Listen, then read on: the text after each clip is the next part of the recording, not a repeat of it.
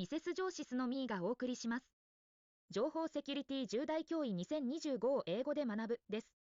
この動画では、独立行政法人情報処理推進機構が発表した、情報セキュリティ10大脅威2025の資料をもとに AI 等を活用して作成した動画です。英語の勉強の教材としてもぜひご活用ください。本日は、情報セキュリティ10大脅威2025組織編より、第5位の機密情報等を狙った標的型攻撃についての解説動画です。それではどうぞ。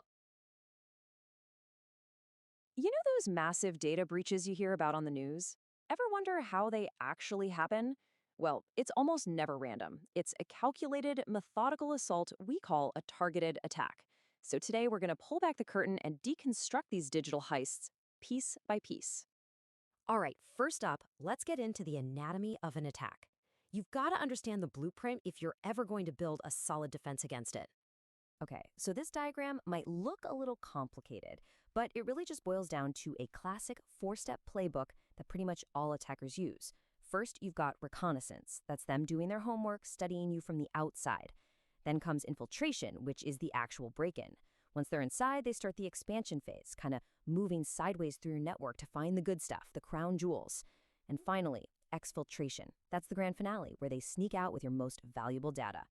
So let's be really clear here. This isn't your average computer virus that just spreads randomly. A targeted attack is more like a custom-built weapon, designed for one and only one victim. The attackers, they've done their homework. They know who you are, they know what you have, and they have a very specific plan to get it. And that, right there, is what makes these so incredibly dangerous. Okay, so we know the stages, but what about the actual how? Let's dive into the hacker's playbook. What are the common tools and tricks they use to get past the front door in that critical infiltration stage? So how do they get in? I think we all imagine some kind of high-tech, movie-style wizardry, right? But the reality is often way simpler and a lot more clever. It almost always comes down to exploiting just one thing: our trust. We see three main gateways. Sometimes it is a direct assault on a technical weak spot, like a server that wasn't patched or a VPN that's configured poorly.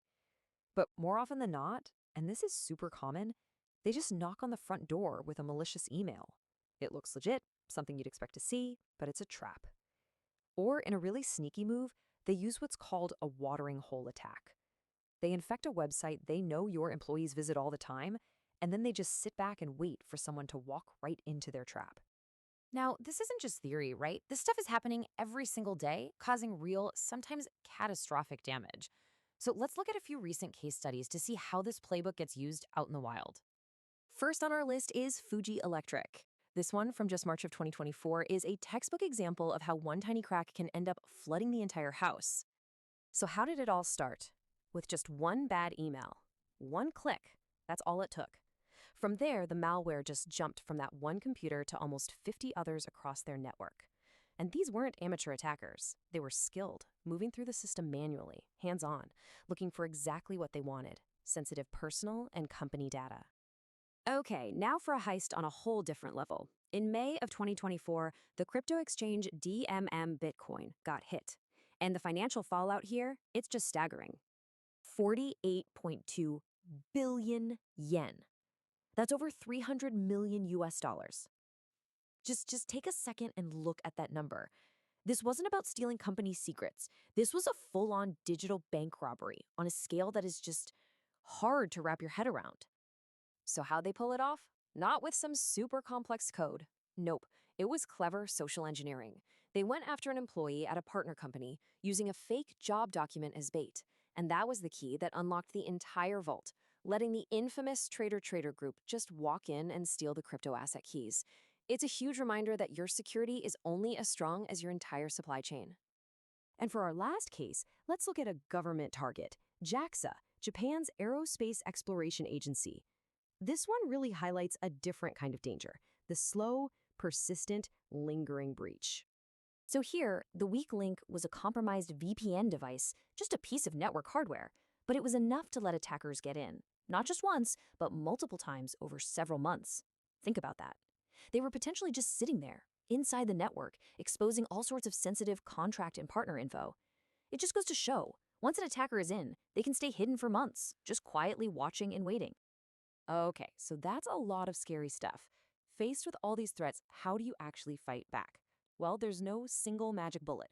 It's all about building a digital fortress, one with multiple layers of defense, where every single person has a part to play. Now, for anyone in leadership, your role is strategic. You've got to set the game plan.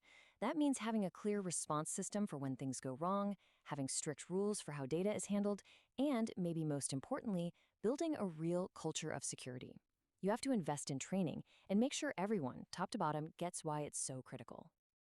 For the IT and security teams, you're on the front lines, and your job is tactical. It's about staying one step ahead of the bad guys. You need systems that can spot an intrusion early, and you need to lock down the environment. Things like application whitelisting and constant security checks, these are your absolute must-have tools. And this is a big one. For every single employee, your role is absolutely crucial. You are the human firewall. Being vigilant, not clicking on weird links, reporting anything that feels even a little bit off, taking security training seriously, these aren't just IT roles. These are the things that stop attacks like the one at Fuji Electric before they can even get started. So when you start bringing all these different layers together, the strategy, the tactics, the people, you get to the real core message, the ultimate defense in cybersecurity today. Look, if there's just one thing you take away from all this, let it be this. Cybersecurity isn't just an IT problem. It's an everyone problem. It's not something you can just pass off to the tech department and forget about. From the boardroom all the way to the front desk, security has to be part of the culture. When everyone works together, that's when your fortress actually becomes strong. The people behind these attacks are smart. They're constantly changing, constantly creating new tools and new strategies. And that really leaves all of us with one final critical question to think about. As the threats keep evolving, is your defense evolving with them? グローバルな社会を楽しく生きる。そんな日々を送っていただきたく、この動画を作成しております。本日もご視聴いただきありがとうございます。よろしければチャンネル登録、高評価をお願いいたします。